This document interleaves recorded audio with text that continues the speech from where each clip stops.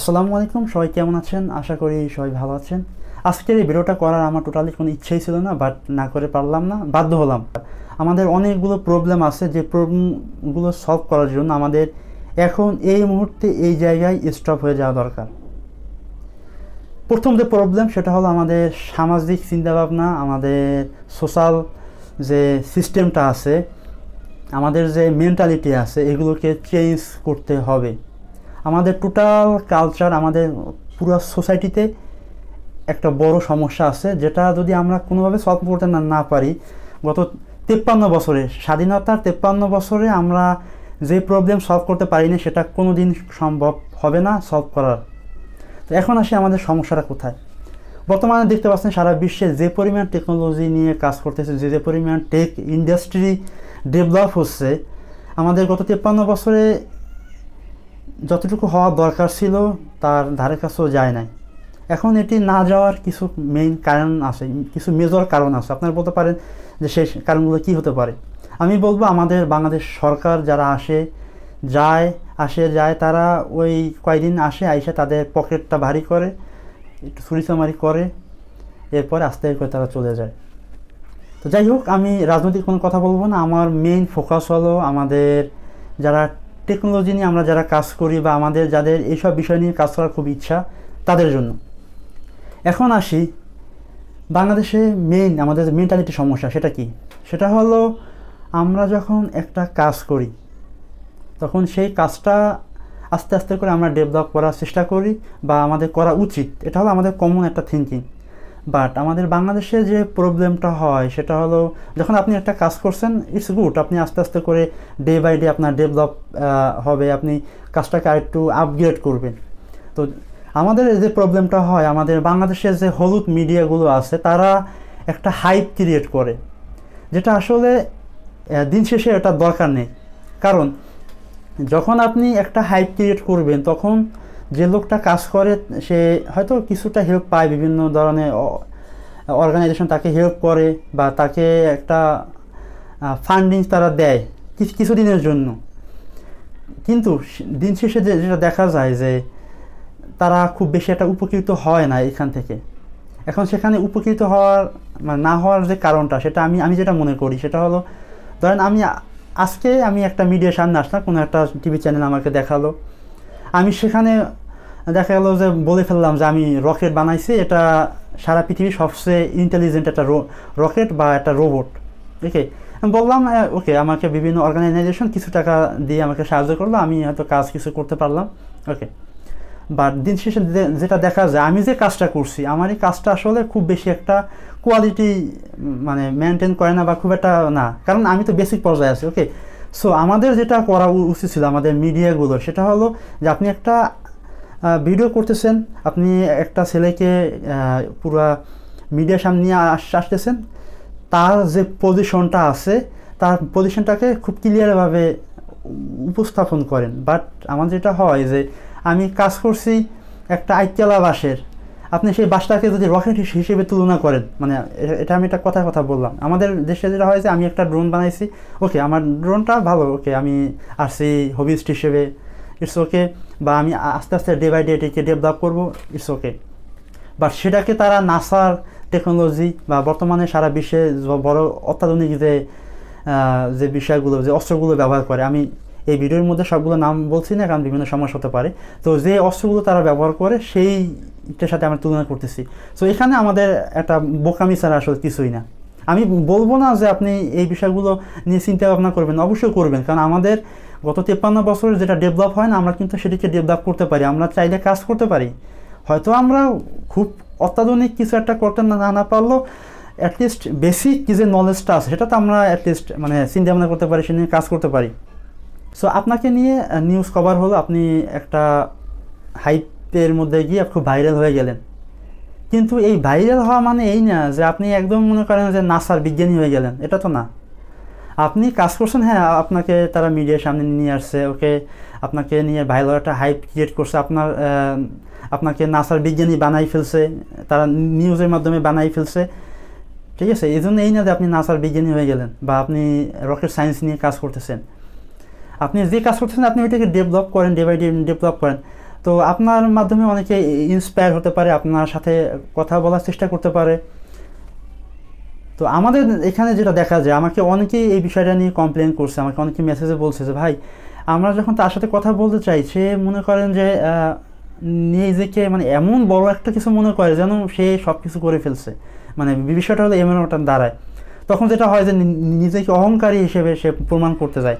তো এখন আসি আমাদের এই যে হাইপ ক্রিয়েট হওয়ার পরে আমাদের অনেকেই আছেন যাদের হিংসা কাজ করে। সো এই হিংসা কাজ করার কারণে অনেকে বিভিন্ন সময় বিভিন্ন ধরনের সমালোচনা করেন।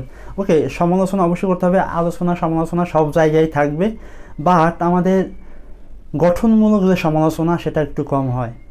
দেখা যায় যে আপনি একটা প্রবলেম পাইছেন, ধরেন আমি একটা ড্রোন বানাইছি, আমার ড্রোনটা আমি কী কী কন্ট্রোলার ব্যবহার করছি, ওকে, বা আমি একটা পিক্সা ফ্লাইট কন্ট্রোলার ব্যবহার করছি।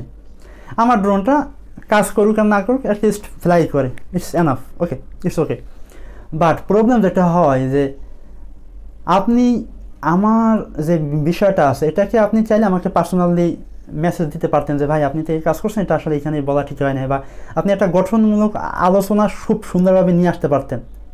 বাট আপনি যেটা করেন যে তারা একদম পার্সোনালি অ্যাটাক করেন। আমাদের এই প্রবলেমটা শুধু যে আমাদের এই টেকনোলজিক্যাল সাইটে বা আমাদের এই ইঞ্জিনিয়ারিং সাইটে তা না, এটা সমস্যাটা আমাদের প্রত্যেকটা পদে পদে দেখা যায়।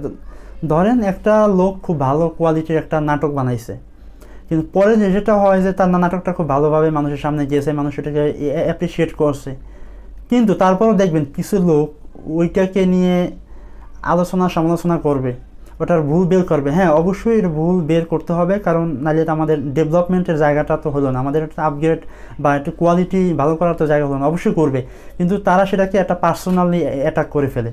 তো যেটার জন্য হয় যে লোকটা ওই কাজ করছে তার মনটা একটু খারাপ হয়, সে আসলে কাজ করার যে একটা অনুপ্রেরণা সেটা কিন্তু পায় না। এরপরে আসে কিছু লোক আছে যারা আপনার এগুলা নিয়ে একটা ট্রোল করে ফেলে। তো ট্রোলও করা একদমই আমি মনে করি উচিত না। হয় অবশ্যই আপনি সমালোচনা করবেন সুন্দরভাবে, এটাকে একটা গঠনমূলক সমালোচনা করেন। আপনি যদি ফেসবুকে এটাই নিয়ে শেয়ার করেন, আপনার তথ্য যদি আপনি শেয়ার করেন, ধরেন আপনার যে মতামত আপনি শেয়ার করতে পারেন, বাট আপনি কি একটা লোককে মানে নিচুভাবে মানে প্রেজেন্ট করে তাকে মানে মোটামুটি তাকে নিয়ে একটা ট্রোল করা আমি মনে করি খুব একটা ভালো কিছু না। আপনি তাকে পার্সোনালি তার সমস্যাগুলো তাকে বলেন, তাকে আপনি হেল্প করেন আপনার জায়গা থেকে, তাইলে সে কাজ করার একটা ভালো সুযোগ পাবে এবং তার কাজ করার অনুপ্রেরণা বাড়বে। কারণ যখন আপনার সামনে একটা বিষয় আসবে, একটা সমস্যা আসবে, যখন আপনি ওইটাকে তার পার্সোনালি বলবেন, তখন সে ওইটাকে আরও চিন্তা ভাবনা করবে, আপনার সাথে তার যে সীমিত জায়গাটা সেটাকে সে আর একটু করে বড় করতে পারবে। তখন যেটা হবে যে তার ডেভেলপমেন্টের জায়গাটা আস্তে আস্তে করে সে ভালোভাবে সামনে আগায় নিয়ে নিতে পারবে। এখন আসি আমাদের বাংলাদেশের মিডিয়াগুলো যে প্রবলেমটা তৈরি করে সেটা নিয়ে কথা বলবো।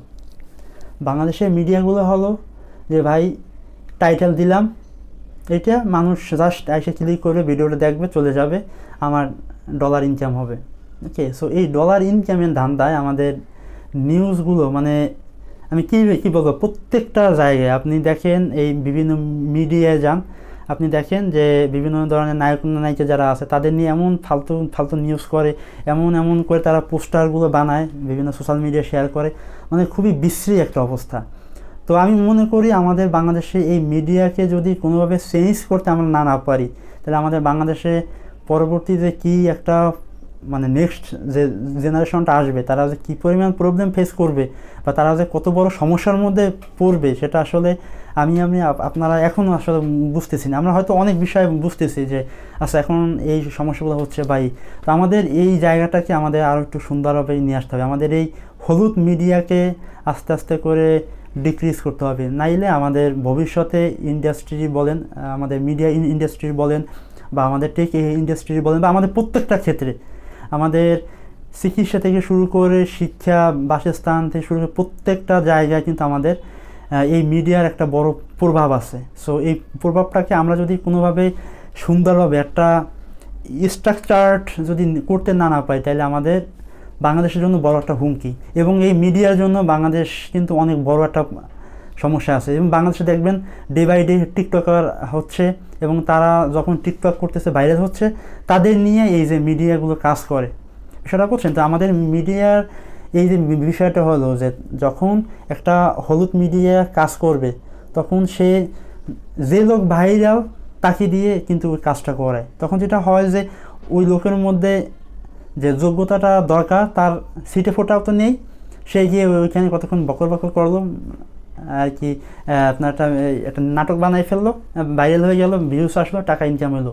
মানে আমাদের টোটাল প্রত্যেকটা জায়গায় আমাদের এই যে ধান্দা, মানে আমাদের এই যে থিঙ্কিংটা, এটাকে আমাকে বাদ দিয়ে দিতে হবে। যদি আমরা এটা কোনোভাবে বাদ দিতে পারি তাইলে হয়তো আমাদের এই প্রবলেম থেকে বেরিয়ে আসা সম্ভব। এখন আসি আমাদের বাংলাদেশ সরকার যারা আসে তাদের নিয়ে। বাংলাদেশ সরকার চাইলে আমাদের বাংলাদেশে খুব ভালো ভালো ইন্ডাস্ট্রি তারা তৈরি করতে পারতো গত 53 বছরে, কিন্তু তারা তার ধারে কাছেও যায় নাই। আমাদের সরকারের উচিত এমন একটা প্ল্যাটফর্ম তৈরি করা যেখানে প্রত্যেকটা পার্সন, মানে যাদের টেকনোলজি নিয়ে একটু চিন্তাভাবনা আছে, যাদের বিভিন্ন আইডিয়া আছে, সেগুলো নিয়ে কাজ করুক। সরকারের উচিত এটা নিয়ে কাজ করা। যদি তারা এই ধরনের একটা প্ল্যাটফর্ম তৈরি করতে পারে এবং এটা থাকবে সবার জন্য উন্মুক্ত, প্রত্যেকটা নাগরিকের জন্য এটা থাকবে উন্মুক্ত, যাতে আমার মাথায় ধরেন আসলো যে আমি একটা ঘোড়ার গাড়ি বানাবো, কিন্তু এই ঘোড়ার গাড়িটা আমি কীভাবে বানাবো, আমার থিঙ্কিংকে যাতে আমি শেয়ার করতে পারি, এরকম একটা প্ল্যাটফর্ম যাতে তারা তৈরি করতে পারে। তাইলে যেটা হবে যে আমার আইডিয়ার সাথে আরও একজনের আইডিয়া এবং সবগুলো মিলিয়ে আমরা একটা ভালো আউটপুট বা ভালো একটা ঘোড়ার গাড়ি বানাইলাম। বিষয়টা বলছেন, মানে আমি এই কথাগুলো বলার একমাত্র কারণ হলো যে আমাদের এই স্ট্রাকচার্ড যে জায়গাটা আছে এটা আমাদের মধ্যে নাই। আমাদের হিংসা আমাদের মধ্যে থাকা যাবে না। আমাদের মধ্যে এই যে কেউ করার যে বিষয়টা, মানে একজনের সাথে আরেকজনের ঝগড়া লাগাই দেওয়ার বিষয়টা, এটা করা যাবে না। সেকেন্ডলি আমাদের একটা প্রোডাক্টিভ আউটপুট নিয়ে আসতে হবে। হয়তো আমরা আজকে পারবো না, কালকে পারবো না, একসময় তো আসবে, আমি নাম পারি, অন্য একজন তো করবে, বাট আমি আমার জায়গা থেকে হাইয়েস্টার দেওয়ার চেষ্টা করব। থার্ড, আমাদের এই যে হলুদ মিডিয়াগুলোকে আস্তে আস্তে করে ডিক্রিজ করতে হবে এবং তাদের সামনে আমাদের আসলে যাওয়া উচিত না। আমি মনে করি আপনি আপনার জায়গা থেকে কাজ করেন, আপনি মিডিয়ার সামনে তখন যাবেন যখন আপনার মোটামুটি একটা ভালো পজিশন আপনি ক্রিয়েট করতে পারবেন। পজিশন বলতে আপনার ভালো একটা আউটপুট আপনি নিয়ে আসতে পারবেন। এই মিডিয়ার কারণে অনেকেই আছে প্রথমে একটা মোটামুটি খুব ভালো মোটিভেশন নিয়ে আসে, পরে আস্তে করে পড়ে যায়। তো আমি মনে করি যারা একটু মোটামুটি ভালো একটা পজিশন চান তারা অবশ্যই এই হলুদ মিডিয়া থেকে দূরে থাকবেন। ভালো যারা আছে তাদের সাথে আপনি কথা বলবেন, তাদের সাথে আপনি ইন্টারভিউ দিবেন। এবং ফিফথ যেটা হলো, আমাদের সরকারকে উচিত এই মুহূর্তে বাংলাদেশে তাদের যে নিরাপত্তা সরঞ্জাম, যেটা মানে আমি আপনাদের আবারও এই জিনিসটা বলতেছি, আমাদের যে যুদ্ধ বলেন বা অন্যান্য ক্ষেত্রে আমাদের যে নিরাপত্তা সরঞ্জামগুলো সেগুলোকে ডেভেলপ করার জন্য একদম লুঙ্গিতে কাঁচা মেরে বা আটঘাট বেড়ে আপনাদের নামা উচিত। এবং আমাদের দেশে যারা একটু টেকনিক্যাল পার্সন আছে তাদের সাথে আপনাদের আলোচনা করা উচিত, কথা বলা উচিত। তাইলে হয়তো আমরা ভালো একটা আউটপুট পাবো ইনশাআল্লাহ। কারণ গত 53 বছরে অনেকেই আসছে, অনেকেই গেছে, চুরিচামারি করছে, সামনে আবার যারা আসবে তারাও চুরিচামারি করবেন, এমন কোনো নিশ্চয়তা আমরা কেউ দিতে পারি না। এবং এটা বাংলাদেশের সিরিয়াসলি একটা সমস্যা এবং এটা থাকবে, এটা ভারত মহাদেশেরই একটা বড় সমস্যা। এবং সবচেয়ে বড় যে গার্বেজ, সেটা বাংলাদেশের মধ্যে রয়ে গেছে এবং এই গার্বেজদের কারণে বাংলাদেশের কোনো উন্নতি হচ্ছে না। সো আমি মনে করি এই সরকার যেই আসুক যে না আসুক, আমরা আমাদের জায়গা থেকে হাইয়েস্ট পরিমাণ হলেও আমরা চেষ্টা করব, কাজ করব। হয়তো মিডিয়ার সামনে আসলে আমরা বাইরে হয়ে মনে করি যে হ্যাঁ সে একদম পুরো একজন বড় বিজ্ঞানী হয়ে গেল, বাট আমি মনে করি আপনারা এগুলো মনে করেন না। যারা এই সোশ্যাল মিডিয়াগুলো ব্যবহার করেন তারা একটু হাইপ বা কম ক্রিয়েট করেন। বর্তমানে যে একটা অস্থিতিশীল পরিবেশ চলতেছে সারা বিশ্বে, এটা থেকে যাতে আমরা মুক্তি পাই এবং আল্লাহ যেন আমাদের সবাইকে এটাকে রক্ষা করেন। কারণ খুব বড় একটা প্রবলেম আমাদের সামনে খুব রিসেন্টলি আসতেছে এবং অলরেডি এটা কিন্তু শুরু হয়ে গেছে। সো আমরা যাতে এগুলো থেকে হেফাজত থাকতে পারি, আল্লাহ যেন আমাদের সেই রহমতটুকু করেন। এবং আমরা চাই না কোনো সংঘাত হোক সারা বিশ্বে, সব কিছু শান্তিতে চলুক, শান্তিতে মানুষ থাকুক। আমরা চাই শান্তি, এবং এই শান্তি যেন হয় আমাদের সবার মনে মনে এবং সবার মাথায় মস্তিষ্কে। আমরা কারো পিছনে কেউ লাগবো না। যারা আমার ভিডিওটা দেখছেন তাদেরকে অসংখ্য ধন্যবাদ। ভাই অনেক কথা বলে ফেলছি, অনেক কিছু বলা যায়, অনেক লম্বা একটা ভিডিও হয়ে গেল। আমি মনে করি আপনারা আপনাদের জায়গা থেকে এই বিষয়টিকে আরও সিরিয়াসভাবে নেন এবং আপনারা আপনার জায়গাতে হাইয়েস্ট কাজ করেন। আজকে এই পর্যন্তই। ভালো থাকবেন সবাই এবং সবাই সবার জন্য দোয়া করবেন। আল্লাহ হাফেজ।